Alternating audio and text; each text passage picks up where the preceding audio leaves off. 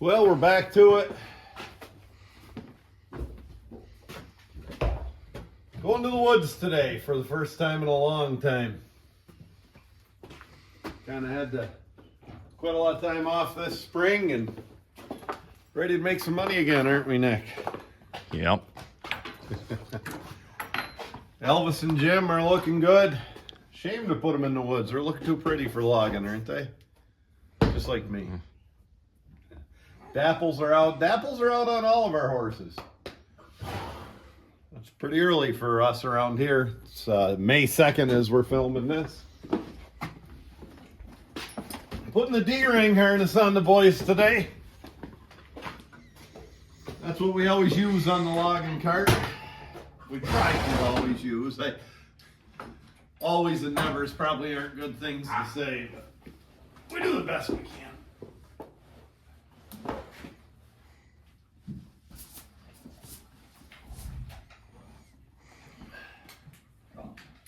Oh, we've had a break from YouTube here. We've had a few issues with Wi-Fi and a couple technical things. And we've just plain been busy. Too busy getting work done to actually film work sometimes. So we're going to try to change that. We're going to try to get back on at least every Sunday and every Friday schedule, and hopefully every Wednesday also. That's the schedule we were on for a good while.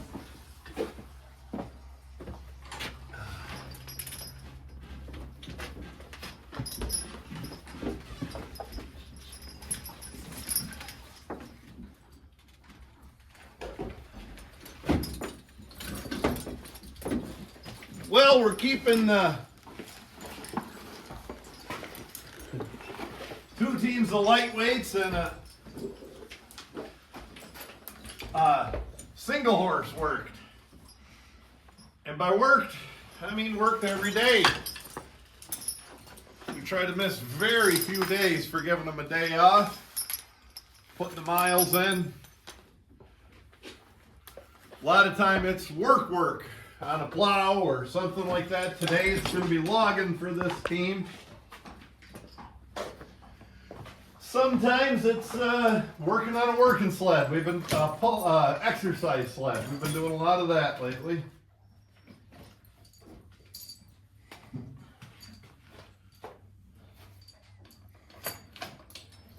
Kind of what I wanted to talk about today is the amount of work that goes into a pulling team. Most people don't realize. A friend of mine always says, if you want to pull horses, you got to qualify on two things. You got to hate money and be able to not save money and hate saving money. And you got to love work. And I think that's deadly accurate. Deadly. I don't know why I said that. Maybe I've been around the res a little bit lately.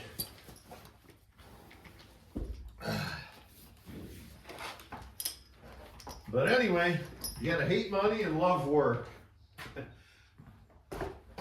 That's the truth about pulling horses. And I don't think that's any different than any competition. I was driving a few weeks ago. Coming out of a nice town out in the Finger Lakes, and right at the edge of town is a house with a bay window. Just kind of an ordinary looking house at the end of a village there. Kind of where the village turns into country. And in that bay window was a whole bunch of trophies. Good, 3-foot tall trophies, a bunch of them.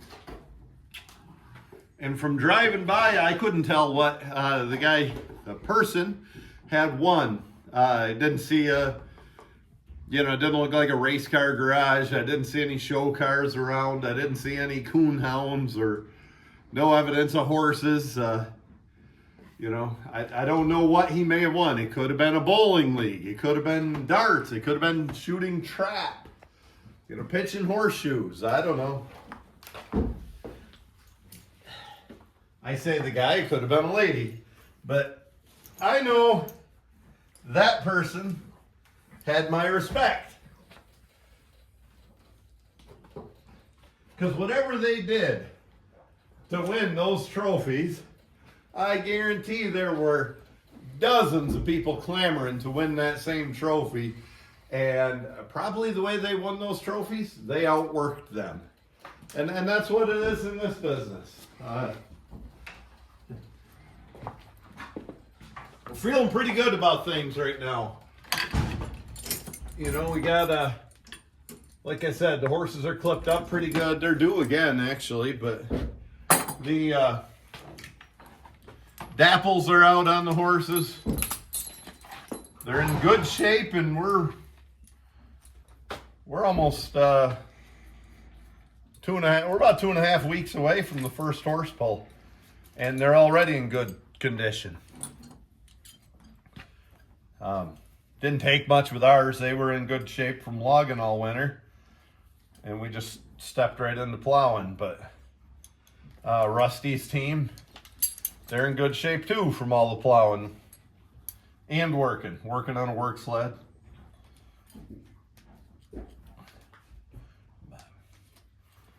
If you're just a spectator and you go watch a horse pull, and this isn't not exclusive to horse pulling, you go watch a show, you know, halter classes and hitch classes, you are going to see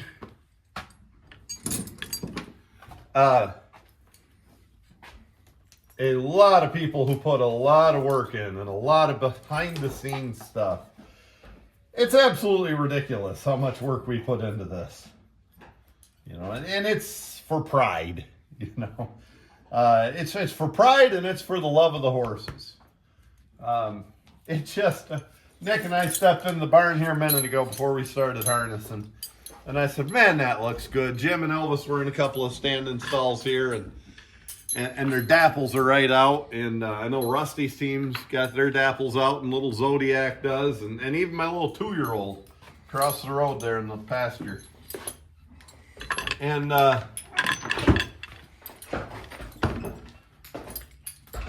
you know, that just makes you proud when they look that good. So, I guess I'll give a little explanation here. I just put a smooth bit back in Elvis. Every once in a while, he doesn't steer as good as he should. He's never hard on the lines. You know, he doesn't pull hard on the lines. Sometimes he doesn't pull hard on the pulling sled.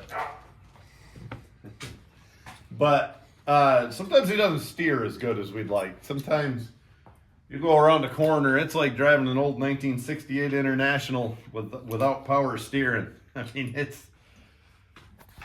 I don't know why he does that. Put a little bit more bit in his mouth for a week or so, and he's right back on target. Now, by a little bit more bit, it was a snaffle bit with a little slight twist to it. So it's not like we put a mule bit in his mouth on the sharp side or something like that. And I'm not saying I wouldn't if that was what was necessary, but that's not what's necessary. Oh, what side do you want to put him on? Let's put Elvie on the right. On the left, on the off side. We're using spreaders today because we want to. We're going to use a set of spreaders today because we're on the log cart, and I just find them a lot easier. I find them to be very advantageous on a cart. Anything with a tongue. A wagon, a cart, a sulky plow with a tongue. Near side. Elvis is going on the near side. Yeah, I just switch them up to keep them fresh. So, get my spreaders on there. We will be selling these. I know everybody's been asking for a long time, and I haven't set up a website yet. We're slow around here. I was going to show you one thing if I can find it. Here's your alternative. You know, instead of sliding them over the top, we could just put a snap on there for you, and you can snap them right into your hame ring, but that's not how I have mine set up. We could easy enough, and we probably will at some point.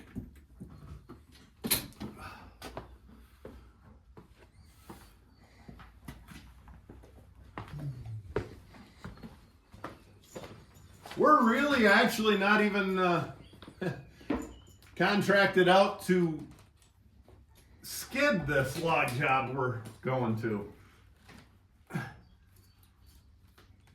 We're contracted to cut it.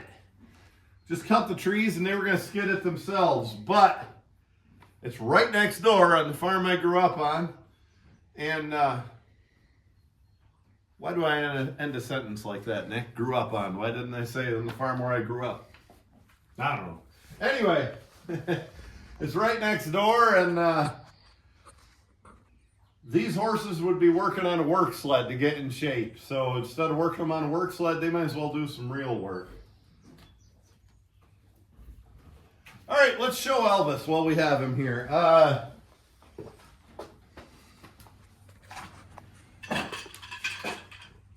don't know where the other set of these is. Just got a new set of pony yokes, jockey yokes, whatever folks call them. I always wish there was a better name because I don't want to be associated with jockey sticks.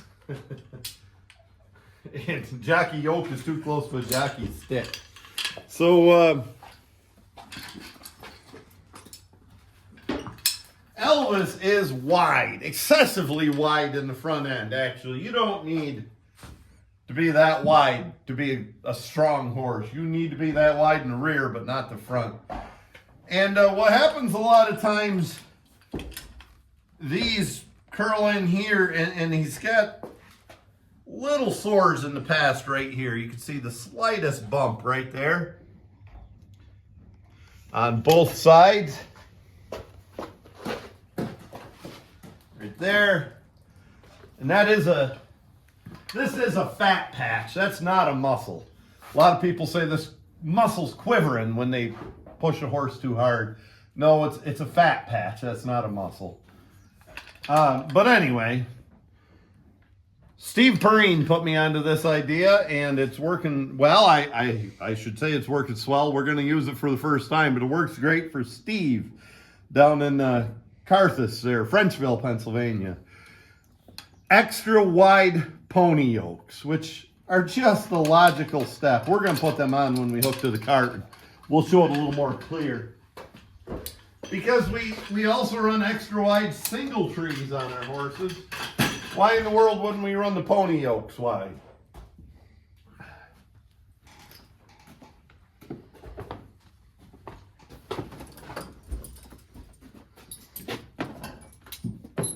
Here is, I guess I'll just keep talking about all the work that goes into these pulling horses. We pull 27 feet 6 inches around here. Some people don't like that. Some people don't like anything else. It's what we've always done. It's what all of our pulls are. You know, it's actually my friend Lee Reichel.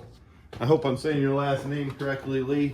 Lee told me that he's an absolute student of the dynamometer and the early horse pulling, and the people that set up the dynamometer to measure horsepower, and also you know, to have a contest. Started out in Iowa State, I believe in the 20s. And Dinsmore from the National Horse and Mule Association. Dinsmore, sorry buddy.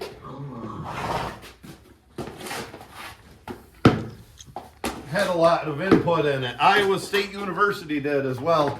But anyway, when they were setting up their horse pulls, they came up with 27 feet 6 inches as a standard for how far we should pull horses. And, you know, there was a lot of debate. They said there was a lot of science went into it and everything else. And in some of his research, Lee Reichel, that's a great channel. And I wish, maybe I'll put it on subtitles here if I can remember the name. I can't remember the name of Lee's channel, but some great horse pulling stuff on there. Anyway, and what Lee really captures well is the behind the scenes stuff. Just guys being friends, or the work there is to going into harnessing and watering your teams and shining them up. Anyway, He found in some of his research that 27.6 was just a random number. They just came up with that number. They needed to end it somewhere. And you know, 27.6, it is a good distance because you can't bump a load, you know, and you're not going to overload them too bad. You can't bump a load 27 feet 6 inches. You can bump a load 6 feet. Sometimes, you know, you can go quite a ways toward 12 feet when you get down to short strokes. And it's not so so long of a distance that it's inhumane. So, and I like it because it rewards the guy whose horses are in shape. Sailor likes his chin scratched. These boys will get out later and do some work.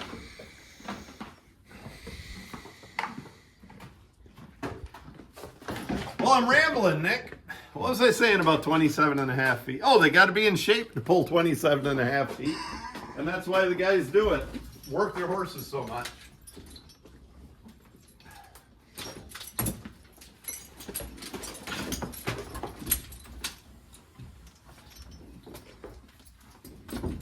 Now, working your horses often is quite like... Get my spreaders off this other harness here.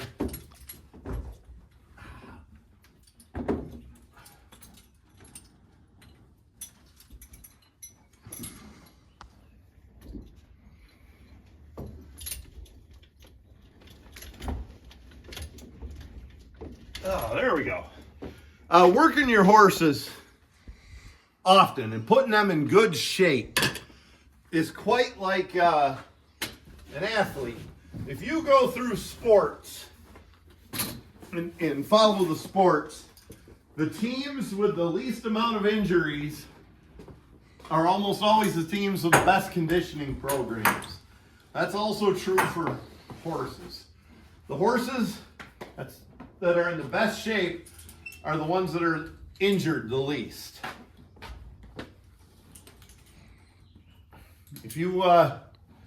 If I took Elvis and Jim out and they hadn't been doing anything, and I started hooking them to heavy loads, you know, their heart's probably there. They probably want to pull, but you know, they're much more susceptible to injuries at that point. And by the way, injuries are very few in horse pulling, actually. It looks impressive, and it looks like a lot of concussion when they hit it hard. There's surprisingly few injuries, short-term and long-term. A lot of horse pullers, or a lot of pulling horses live to be well into their 20s. You know, mainly because they were so well taken care of. And that's not just for horse pulling. You know, for working a horse, you're much less likely to have injuries when they're in good shape. When they're in good shape with the proper feed and care, right down to teeth, worming, take care of their feet, all that stuff, a horse is a lot less likely to have anything wrong. You know, they are just these odd things that happen. Now, they happen to all horses, but they happen to horses that are kind of rough and they're kind of ribby, where they're not fat. They're not in good shape. A lot of them look fat because they got a big hay belly, but that's all they have is a big round belly. They're not in good shape. Or they're just fat. They are fat, but in an unhealthy way. They're so much more susceptible to odd problems. Now, with that said, we lost 3 horses a few years ago to botulism, and all 3 of them were in the same condition these are. So, happens to everybody, but...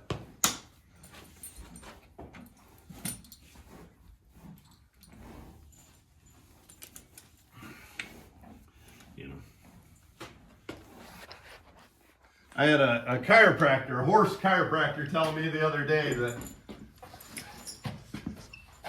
a lot of horses, he gets a lot of business from horses that are not in the good condition they should be. And I don't mean just muscle condition. I mean also care, feed, that kind of stuff. And that's just common sense. I mean, it's the same thing with us. I guarantee the healthier the person, the stronger the immune system.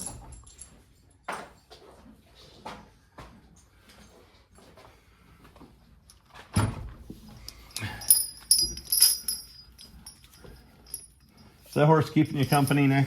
Oh yeah.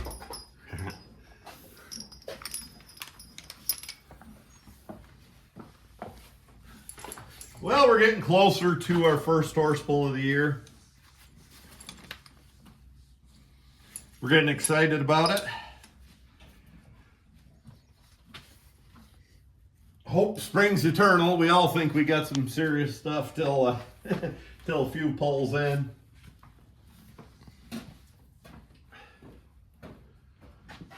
We're still undecided on how we're going to split them all up here. In all likelihood, I'll probably just pull Jim and Elvis and the lightweights. I don't know. I'm undecided. I keep flat shoes on them, so we may pull in the farm class. They are farm horses. And we're a little heavy.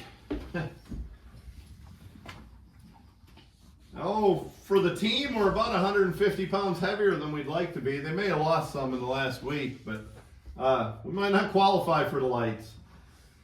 And the truth of the matter is, we might finish about the same placing in the heavyweights as we do the lights.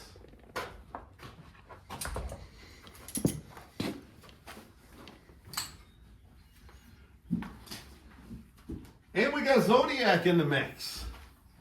And we never know what we're going to do with him. We might take Zodiac and probably pull him in the farm class with one of these dudes.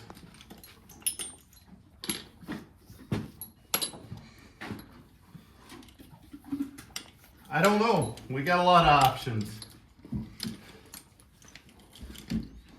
I think we have a handful of horses that'll go ahead pretty good that we have options with. We do not. But the downside of having a lot of options is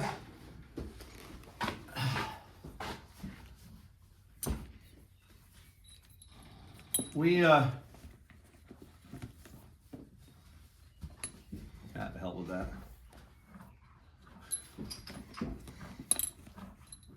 We got a lot of horses to feed and take care of and keep work.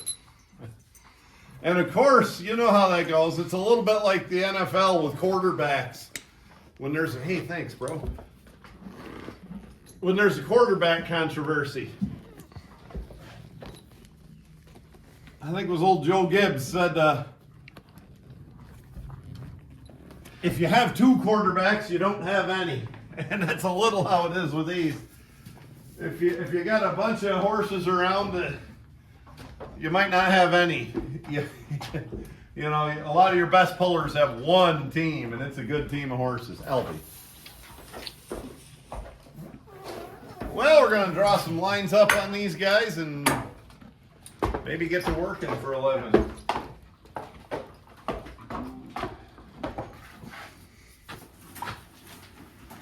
We got our trusty, dusty Earl Ainsworth lines here, Nick. Mm-hmm.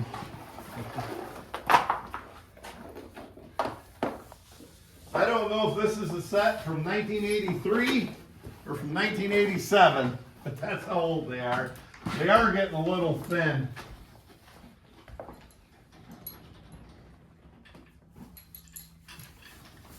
I like them. My dad always ran a good long cross line, and I tried to do the same. Actually, nowadays I tried to do the same. I had a few years where I was smarter than my dad, and I didn't want a long cross line. I went all the way back to doing what he did. We pretty much did that on everything.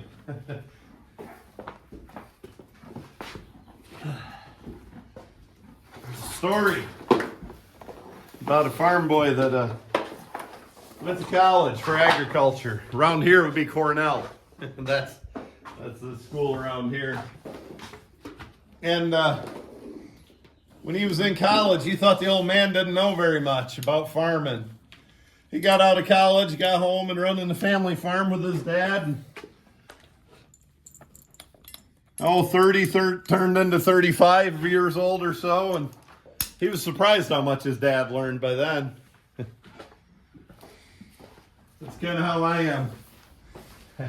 I got away from a lot of what my dad did there in my 20s, and by the time I was into my 30s, I started doing things just like him.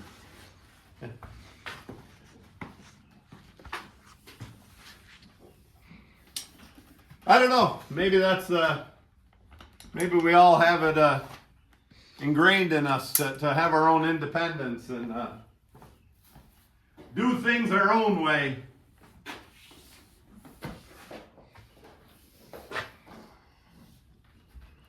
Or maybe we just think we're know-it-alls, and then we outgrow it. However you look at it. Well, we're going to open up the doors, and we're going to, that's all right, we're going to open up the doors and hook onto the cart. Maybe I'll show you a few points. I guess we'll leave them tied for a moment. A few points about the D-ring harness. And then we'll get cutting some timber.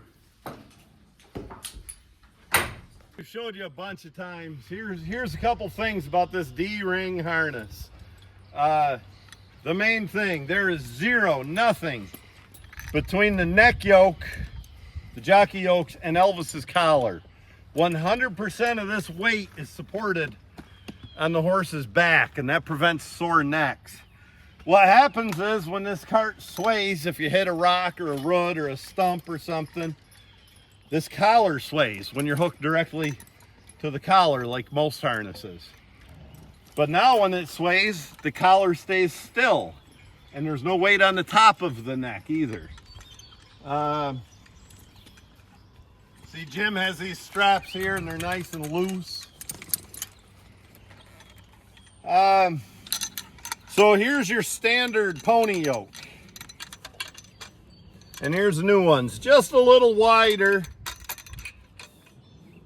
I don't know if I went wide enough or not, but I'm hoping that keeps these side straps off from LV and prevents a sore. He doesn't really get a sore, but he rubs the hair off and gets a little something that shows there, and I don't like that. Well, here's our setup for today. The logging cart, and this is what we've been working. Sleds, just work sled. Of course, we've been doing a lot of plowing also, but the weather's kind of held us up on that, and we are nearly done. So speaking of that, today's Thursday. On Friday, we have a little festival, private deal coming up, and we're gonna take some horses over there and do some plowing, and we're gonna film that and introduce you to some friends on Sunday. We'll probably release it the following day on Monday. Well, I guess we'll gather some equipment up and hit the woods. Well, we got my favorite logging team here. Elvis and Ugly Jim. Got my favorite chainsaw, my little 2172 Johnson Red, and my favorite helper. Why are you looking so grumpy, helper? And we're cutting one of my favorite species while it lasts, ash. We're cutting it because ash is dying around here due to the emerald ash borer. And we're in one of my favorite woodlots. I grew up right here, logging here. This was a family woodlot on the home farm.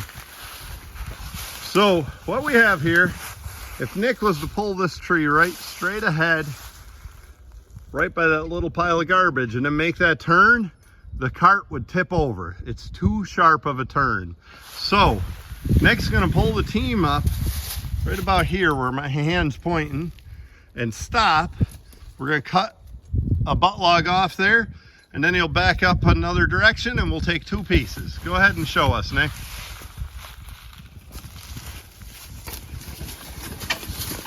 I'll say whoa for you.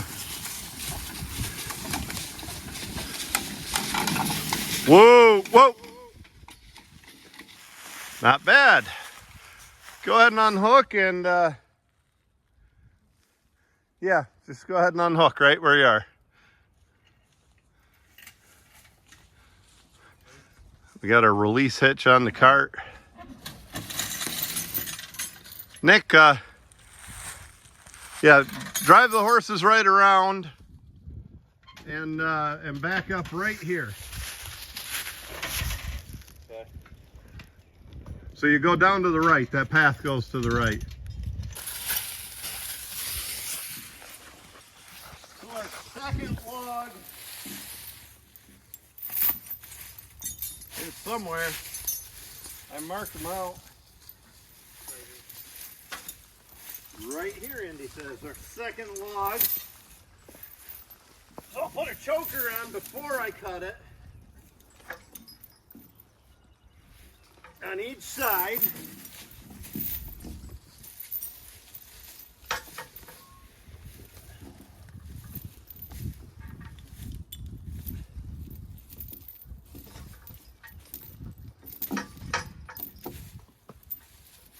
Now I'm going to cut this log off, and Nick's going to hook here and take 2 sections.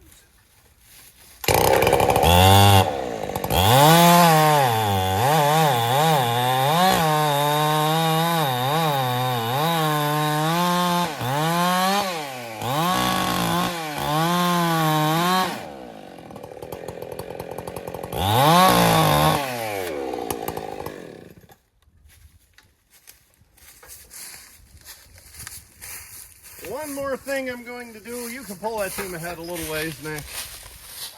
Go ahead, you hold the camera. Just pull ahead about 10 feet. There you go. Whoa. Right here, we got a bell and it's up in the air. We're gonna trim that off.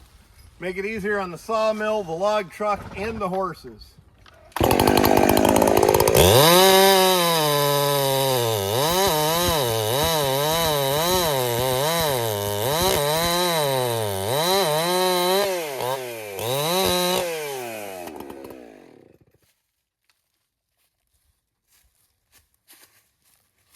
Thanks, son.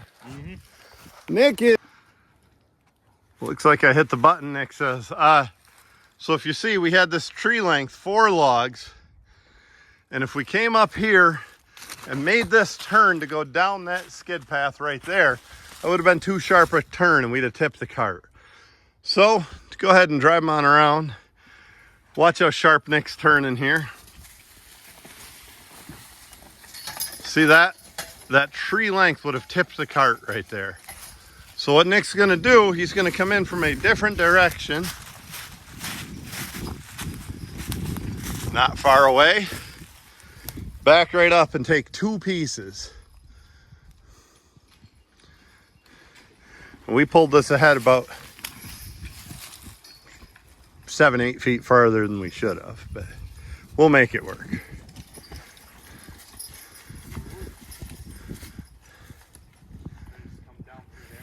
Just go right up there and turn around and then drive right to me.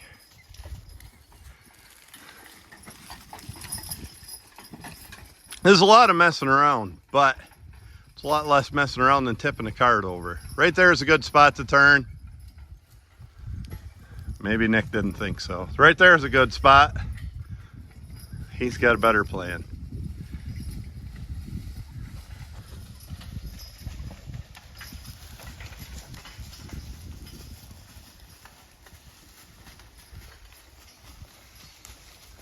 Ugly Jim and Elvis, about 2 weeks away from their first pulling contest. Right toward me, Nick.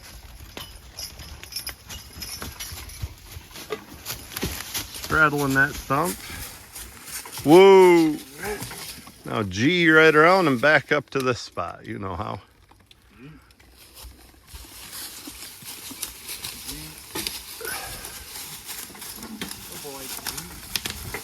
Whoa! I saw.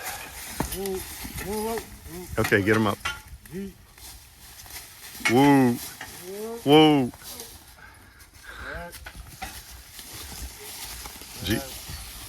All-terrain horses. All right, I'm gonna run the camera with one hand, the chokers with the other. You know where that other choker is? Should be under this log.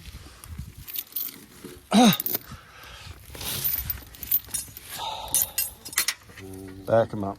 Back. Back. Back. Ha. Ha. Ha. Woo. Woo. Okay. Nick, when you pull ahead, stay to the right. We want to do as little damage as possible to that maple tree right there on the corner. Okay. Stay to the right and that'll help you do that.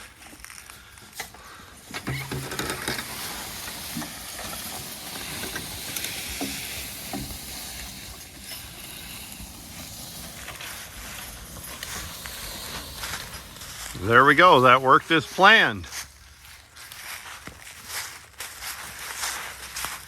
I would say if you pull ahead. Pick that up, please. That's from home. I had that in my pocket. It's the tire gauge. Whoa, we lost the tire gauge. Fell out of the pocket. I would say, Nick, if you pull ahead a little ways, I'll stop you right in that mud hole and we can lift them. First, back up the team. We'll get what we got here. Back. Back. Woo. Woo. Good boys. Now, I just did that to Nick, and if somebody else did that to me, I'd probably act like a jerk. Saying, I don't like it when other people drive horses. You tell me what to do and I'll relay the message, but then I do it to other people. Woo! So what we did here, woo. Okay, back him up. Back. Woo. And bad idea. Okay. Don't reach your arm in there where I just did, folks. That's not wise.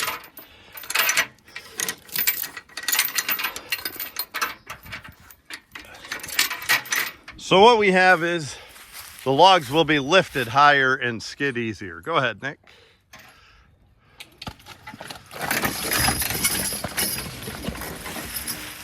Now the cart is carrying the logs instead of dragging the logs. Looks good, Nick. I'll see you when you get back with the next hitch. Gonna try to redeem myself, do a little better videography this time. Whoop, whoa.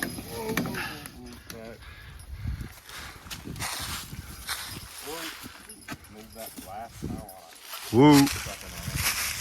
Nick is a keen driver. He sees the glass jar here. The last owners of this woodlot left here. And he wanted it out the way. Didn't want to hurt a horse's hoof. Woo, ha. Whoop, whoop, your other ha. Woo. Woo.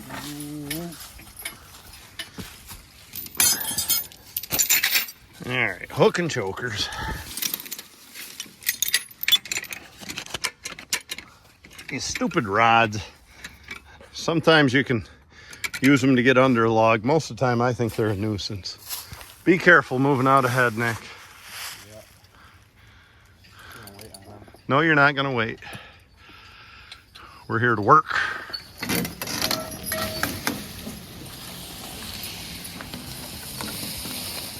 And we chose a good path. Right off the landing, Nick goes. Find a good spot to get that lifted, Nick. Woo! All right, let me walk up to this team.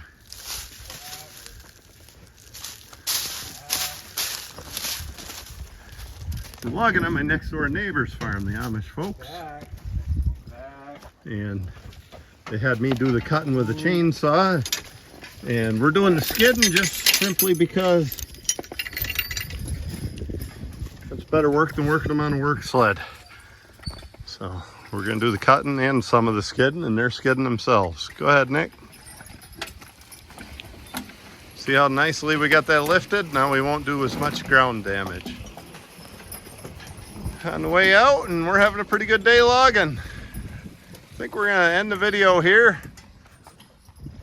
I think Nick got some multi-floor whirls on his back.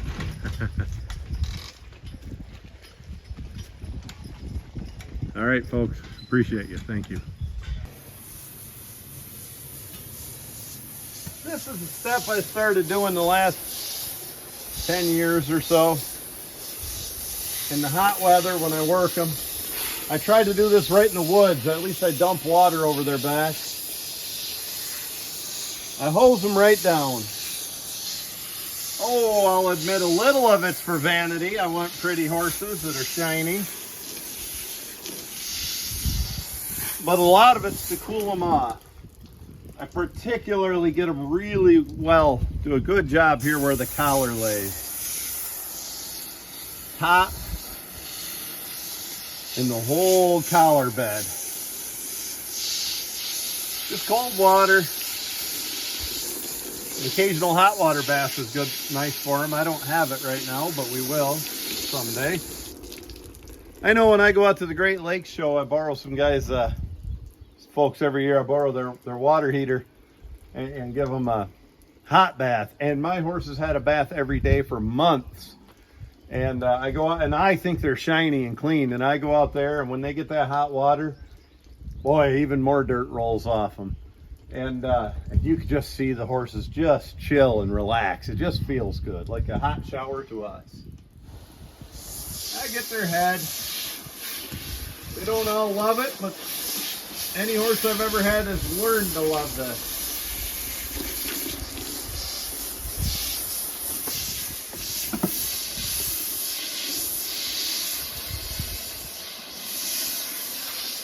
Simplest thing in the world, just like you tell your little kids. Top to bottom like the rain. Front to back like a choo-choo train.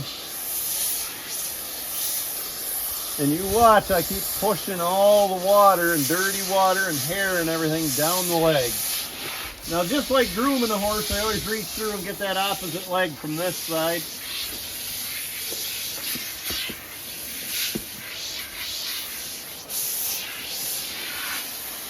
Look at the, zoom right in, Nick.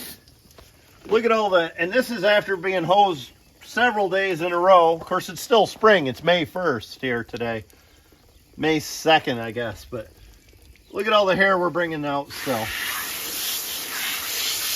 And he's been groomed with a brush before we harnessed him. And we still get that much hair after working him.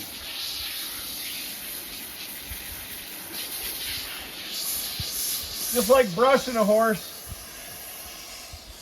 I'm always looking for wounds and injuries.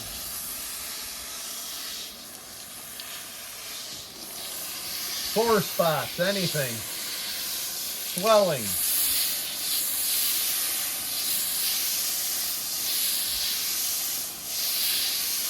Oh, I've seen a lot of different theories on this. I know some buddies with standard breds, and they put a towel on here so the rib section doesn't get wet. When we're logging with the right setup, a lot of times the landowner right there where we're landing logs has a hose, and I'll hose the horses often throughout the day when they're logging to keep them cool. Or a creek. If you're crossing a creek, we dip buckets full of water.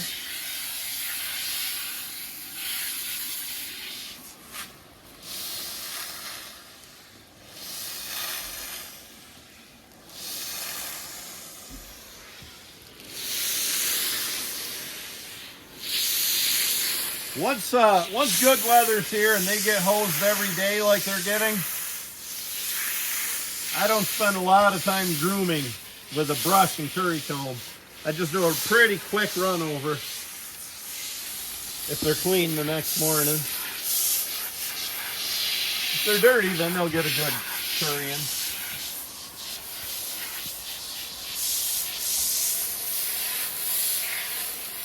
Get all manure off them, give them a little bunghole treatment.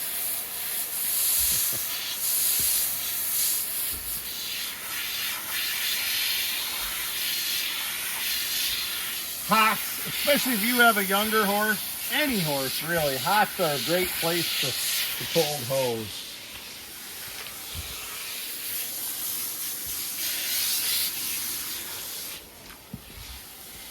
I do brush the tail with a curry comb. I do get that tail every day. Generally, I don't use a lot of soap or anything. If I do, it's a gentle soap, like a Dawn dish, original Dawn dish soap or something. Generally, that's the day before a pull or something like that. I don't want to dry their skin out. These tips are not for grooming or for vanity. They're not for taking your horse to a show. They're for cooling him down, and it's kind of the way an athlete would ice himself.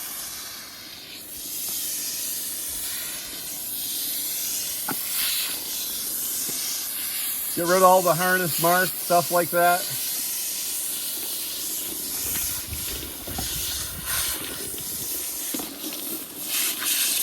Some horses are silly about drinking out of the hose.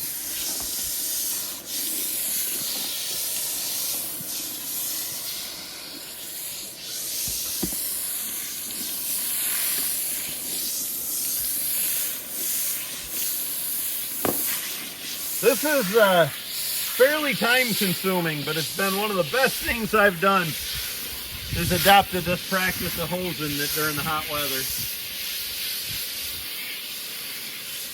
And there's so many issues with the horse.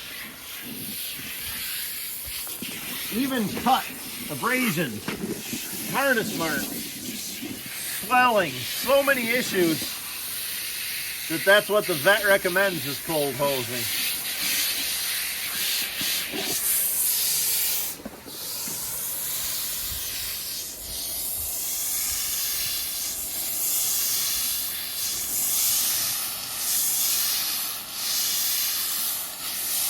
Probably ought to get that collar bed a little better. Jim's never had even a hint of anything wrong up front here, but we don't want to ever change that either. Oh, I call him Ugly Jim, but from about May until the end of October, he's not ugly. He gets that color out, and he gets those daffles out, and he gets all that long hair shed out. He can be quite striking, actually.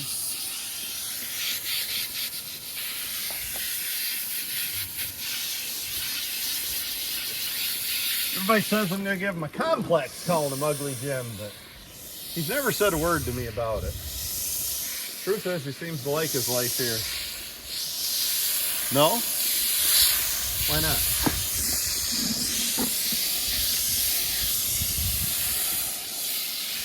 Somebody asked, while I'm working on this area of the horse, somebody asked in the comments why some of our harnesses have 2 hip straps and some have 3.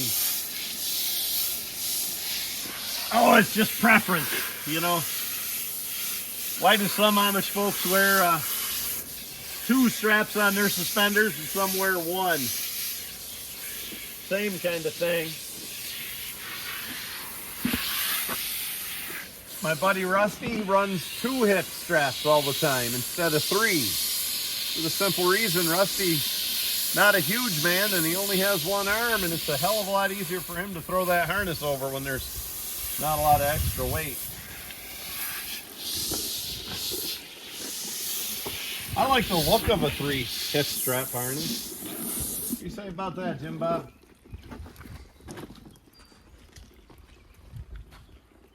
Now, I don't take a scraper and scrape that off. I let that water set right there and let it cool down. Let him cool down.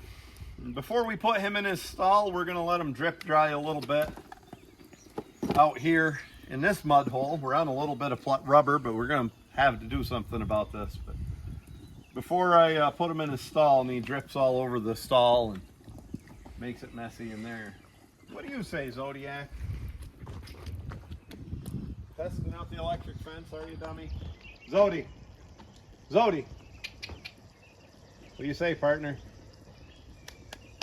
Zodi's got the day off from work, but Jim and Elvis, they did their job logging, and Rusty's team there, Sailor and Mage, are gonna, I think we're gonna put them right on the plow and turn a few furrows. That's it. We're back in the video business, I guess, and hopefully we'll keep on a regular schedule now. Thanks a lot, guys.